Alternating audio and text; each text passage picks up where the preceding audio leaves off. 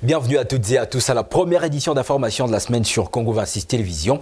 Au sommaire, après la pluie du week-end dernier à Kinshasa qui a occasionné d'énormes dégâts matériels et des pertes en vie humaine, le gouverneur Daniel Bumba-Lubaki mise sur la prévention. Vous le suivrez dans ce journal. Réédition de compte 2023 et budget 2024, Aimé Boji Songara, ministre d'État en charge du budget, visé par une motion de défiance initiée par le député national Willy Michiki, laquelle motion a bénéficié déjà de 53 signatures.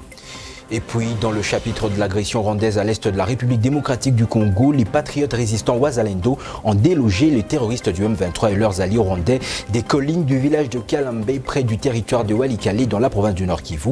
Les combats continuent, certes, mais les populations de cette partie du pays espèrent que les agresseurs ne franchiront pas leur territoire. C'est tout pour les principaux titres. Madame, Messieurs, bonsoir. Je viens de l'annoncer, après avoir conquis hier dimanche 20 octobre quelques collines dans le village de Kalembe, près du territoire de Walikale, dans le Nord Kivu.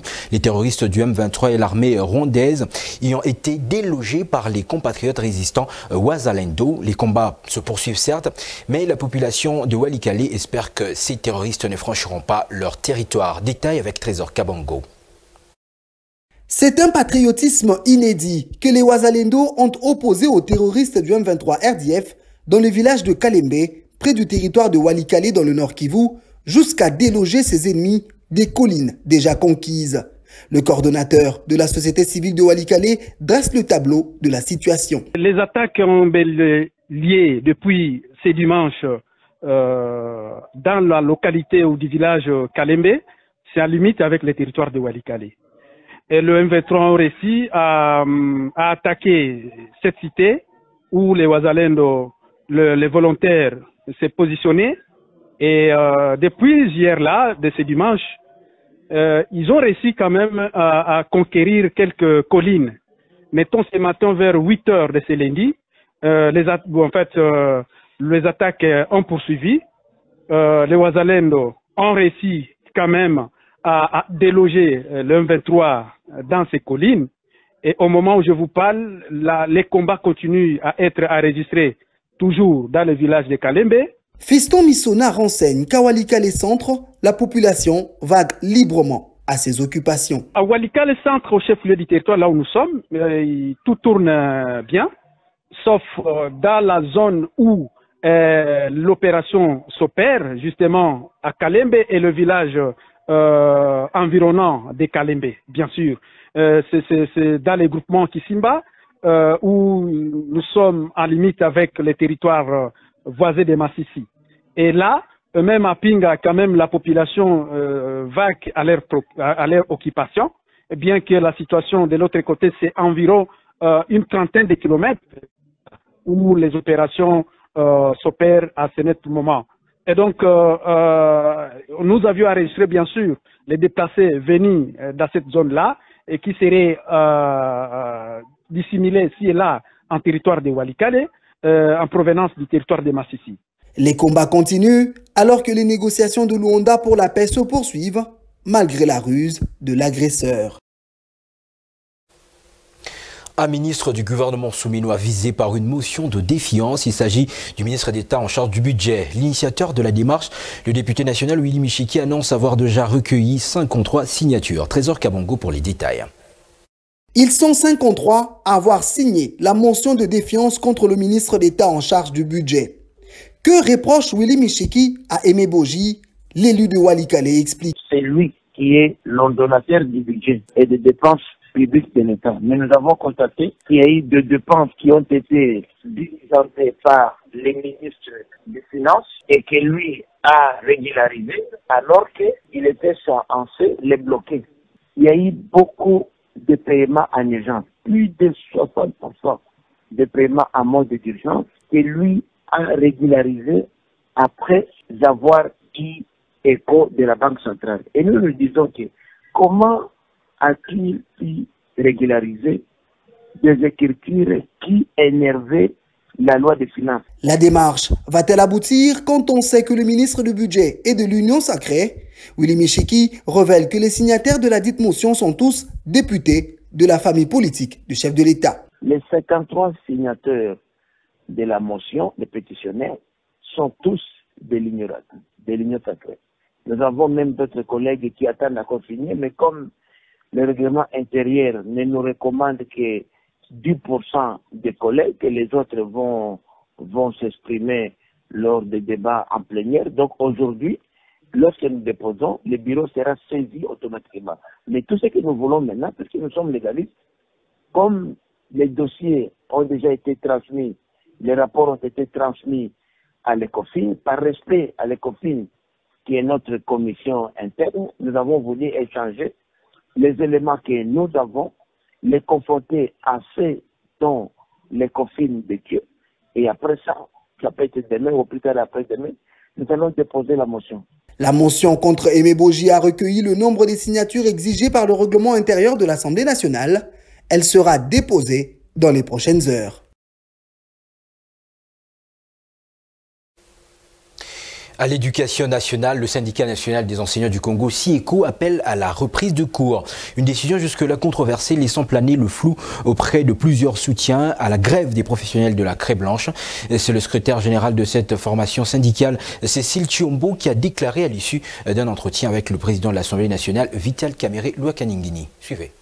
L'honorable président Vital Kamerhe a compris facilement ce qui se passe à travers le système éducatif congolais. Il prend la question en charge et renvoie à l'ECOFIN ensemble avec les syndicats qui va devoir envoyer des délégués pour qu'ils puissent en discuter aux enseignants qui se retrouvent en grève. Aujourd'hui, nous avons une réponse qui nous fait plaisir afin que tous nous puissions regagner l'école. Sur toute l'étendue de la République, nous acceptons de poser nos armes puisque la réponse qui est arrivée est une réponse que nous considérons être fidèle. Et cette information, bref, les étrangers n'ayant pas un titre de séjour régulier en République démocratique du Congo sont interdits de circuler dans les sites miniers. La mesure a été rendue publique à l'issue du Conseil des ministres du vendredi dernier. Elle vise à mettre fin à l'exploitation illégale des minerais congolais par des bradeurs sous tous les bords. Le vice-premier ministre en charge de l'Intérieur, Sécurité, Décentralisation et Affaires coutumières, le ministre des Mines et tous les autres services étatiques, dont la Direction générale des migrations, ont été chargés de mettre en place un dispositif de contrôle et de surveillance mieux élaboré et rigoureux pour empêcher l'accès dans les sites miniers des étrangers ne justifiant pas d'un titre de séjour régulier. Et puis, au terme de 26 mois de mission diplomatique en République démocratique du Congo, l'ambassadeur italien tournant sa page à Kinshasa a fait ses adieux au président de la République Félix-Antoine Tshisekedi Tshilombo. Hier, dimanche 20 octobre 2024, à la Cité de l'Union africaine, Petarangeli a rappelé à cette occasion la nécessité de poursuivre le processus visant à renforcer les relations bilatérales entre Kinshasa et Rome. Pour le diplomate italien, l'investissement dans la jeunesse pour l'éducation reste aussi une priorité pour un épanouissement durable en RDC. Suivez-les dans cet extrait choisi par Ebenezer Bwanga Wenamoyo. Je suis à la fin de mon mandat, donc j'ai eu l'honneur de pouvoir présenter mes au revoir au chef de l'État, à son Excellence le Président de la République. On a parlé des relations entre nos deux pays, entre la RDC et l'Italie, et aussi des opportunités qu'on a, des chantiers qu'on a commencés dans les pays pour avoir plus de coopération au niveau politique, commercial, industriel, des investissements. C'est un pays merveilleux, mais je crois que surtout sa force réside dans sa population. Population très jeune, brillante, qui veut s'épanouir. Et donc c'est sur ça qu'il faut parier. Donc il faut vraiment investir dans les jeunes, dans l'éducation, dans la formation, et leur donner les moyens pour s'épanouir, donc avec l'électricité, avec les routes. Après la pluie du week-end dernier à Kinshasa, occasionnant d'énormes dégâts matériels et morts d'hommes suite aux inondations, le gouverneur de la ville, Daniel Bumba Lubaki, mise sur des mesures préventives en guise de thérapeutique. Suivez-les dans cet extrait choisi par Carlos Lofaka Inzembo.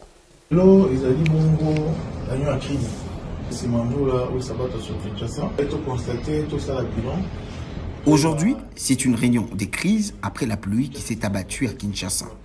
Nous sommes décidés de constater et faire un bilan, de savoir comment Kinshasa s'est comporté face à cela.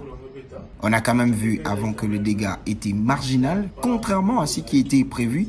Nous savons que Kinshasa, cette année, il y aura beaucoup de pluie.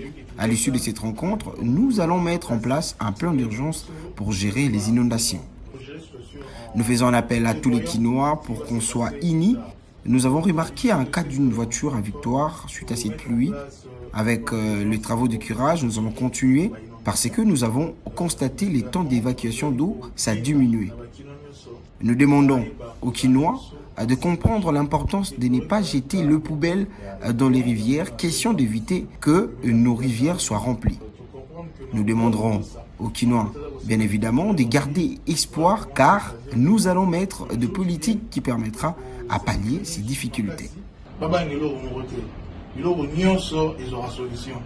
Il y a des villes qui traversent la situation pire que nous. Mais voilà. Et aussi, inondation et partout. On a une vie très avancée.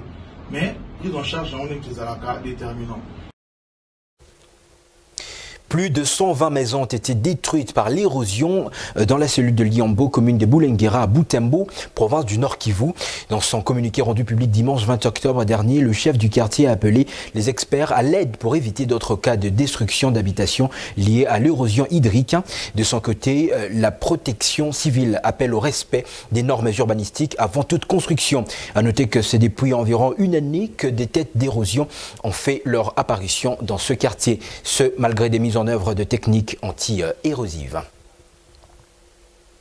Décédé samedi 19 octobre dernier, José Diangenda Kiangani, petit-fils de Simon Kimbangu, fils cadet de Salomon Dia Kimbangu et conseiller direct du chef spirituel actuel et représentant légal de l'église kimbanguiste, a reçu des hommages des fidèles dimanche 20 octobre au centre d'accueil kimbanguiste avant de reposer dans sa dernière demeure. En sport, pour finir, l'entrée réussie pour les Léopards Box de la République démocratique du Congo au championnat d'Afrique de cette discipline sportive qui se tient à Kinshasa. Les boxeurs congolais se comportent en héros depuis le début de la compétition, dont le coup d'envoi a été donné samedi 19 octobre par le ministre des Sports Didier Boudimbu au gymnase du Stade des Martyrs de la Pentecôte de Kinshasa. Ils sont au total 7 à valider leur ticket dès le premier tour. Trésor Corneille Tambi fait le point. Cette qualification pour la République démocratique du Congo au prochain tour de la 21e édition des championnats d'Afrique de boxe à l'issue de 2 premières journées de cette compétition.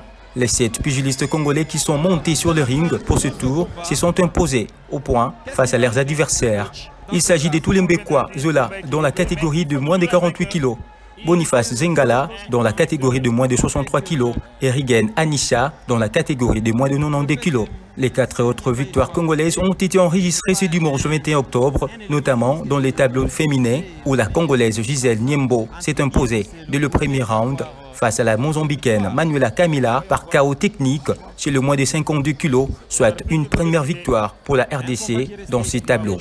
Pour sa part, le Congolais Kongolo Bakora a battu le Namibien Johannes Trofimus au point sur le moins de 54 kg.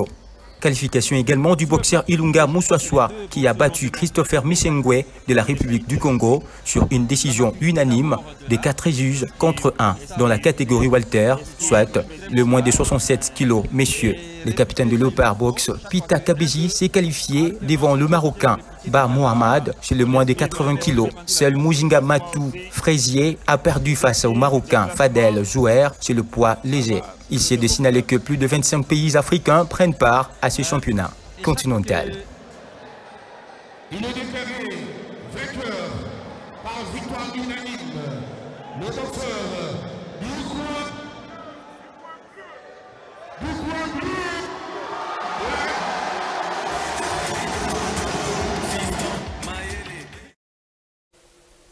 C'est sur cette note sportive que nous mettons un point final à cette grande édition d'information. Pour ceux qui nous ont trouvés en cours de diffusion, revoici ces grandes lignes.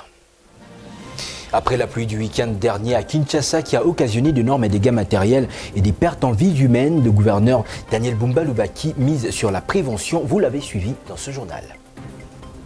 Réédition de compte 2023 et budget 2024 et Meboji Songara, ministre d'État en charge du budget, visé par une motion de défiance initiée par le député national Willy Michiki, laquelle motion a déjà bénéficié de 53 signatures. Et puis, dans le chapitre de l'agression rwandaise à l'est de la République démocratique du Congo, les patriotes résistants Wazalendo ont délogé les terroristes du M23 et leurs alliés rwandais de collines du village de Kalembe, près du territoire de Walikale, dans la province du Nord Kivu. Les combats continuent certes, mais les populations de cette partie du pays espèrent que les agresseurs ne franchiront pas leur territoire. C'était un grand honneur de vous présenter ce journal. Bon début de semaine en compagnie de Congo 26 Télévision, la chaîne de l'unité nationale.